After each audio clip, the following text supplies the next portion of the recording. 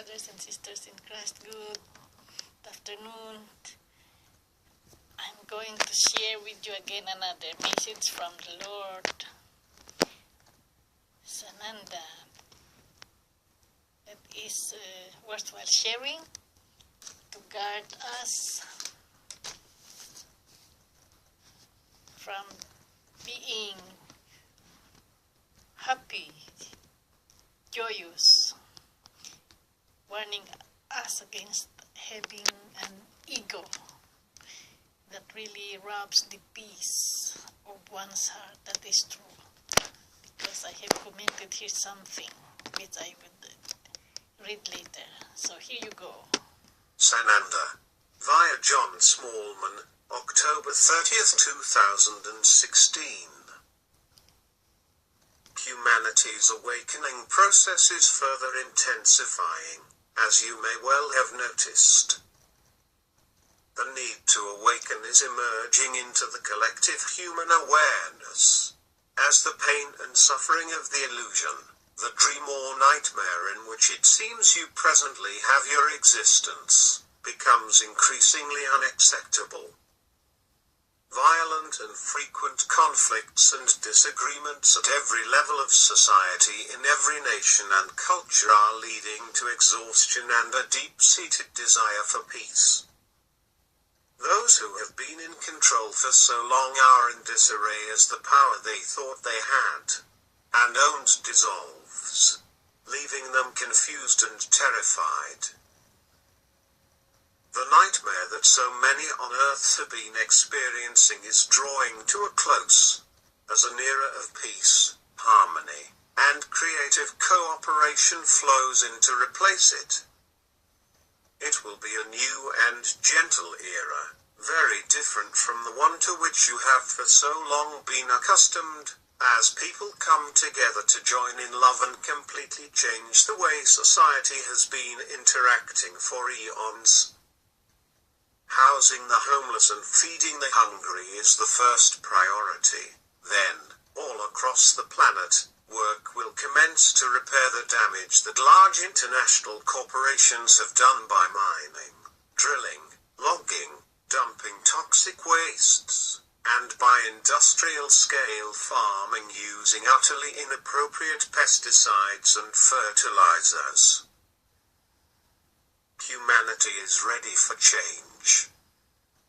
And massive changes are occurring that will completely alter the way humans interact with one another and with the planet, your earthly home.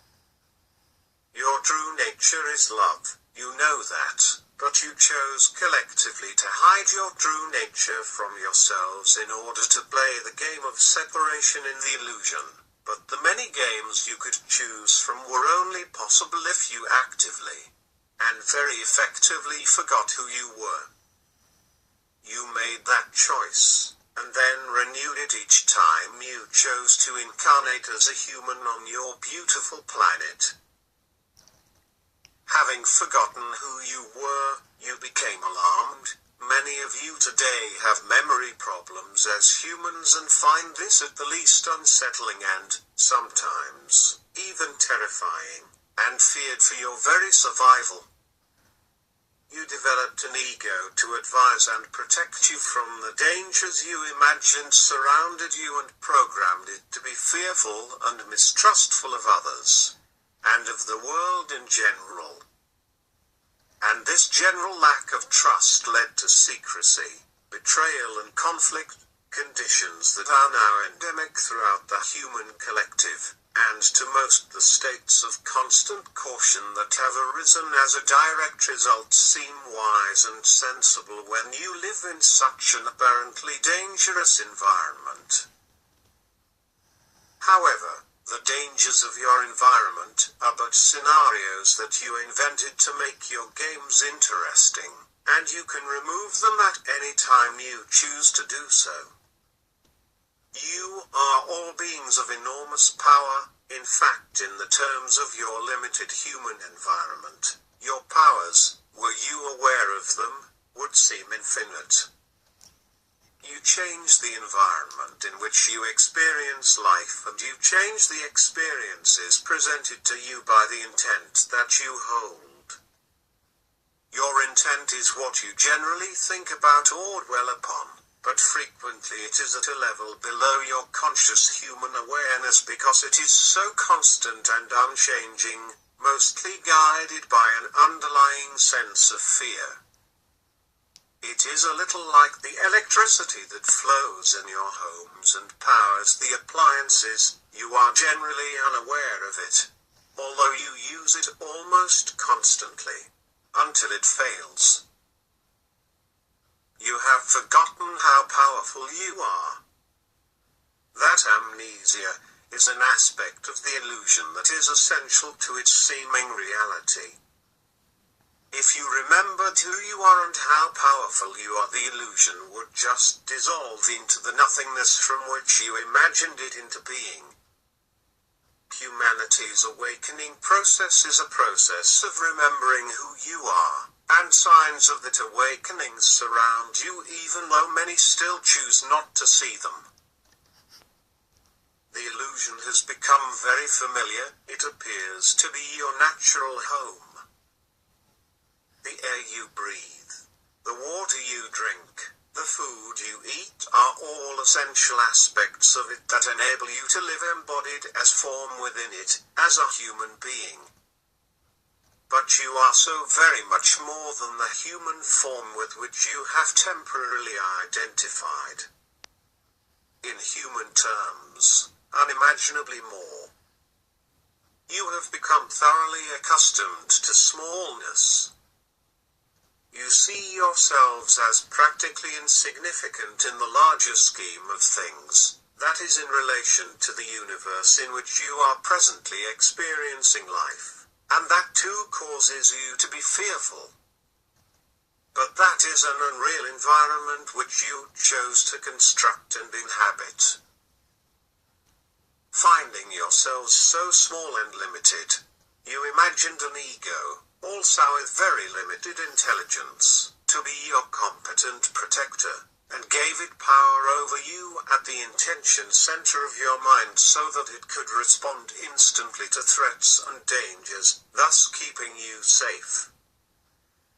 Because its abilities are extremely limited, it frequently flees into fear and then reacts inappropriately to what are truly quite unreal threats and conflicts result.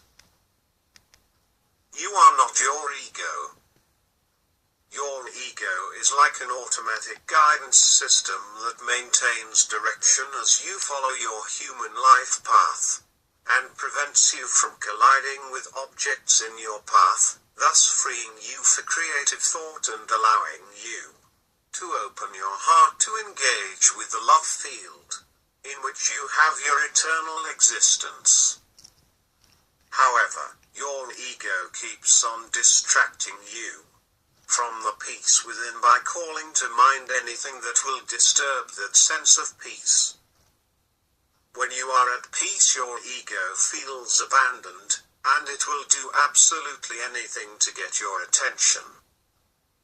Whenever you feel fear, anger, judgment, or anxiety, it is your ego that is controlling your mind and demanding your undivided attention. Whenever you become aware of this, take a very deep breath and remind yourself that you are a beloved child of God, forever safe in His divine embrace, and make the intent to open your heart and invite God's love to fill it. Doing just this allows the abundance of divine love to pour into your heart and bring you peace. Until doing that becomes automatic, you will have to keep remaking that intent in moments of stress, as your ego attempts to keep you fearful by drawing you out of the peace that dwells always within you. And as you remake that intent, remind yourselves that you are divine beings of enormous power who need fear nothing. Your loving brother, Jesus.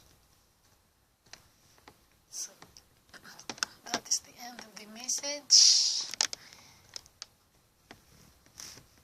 Oh, Lord.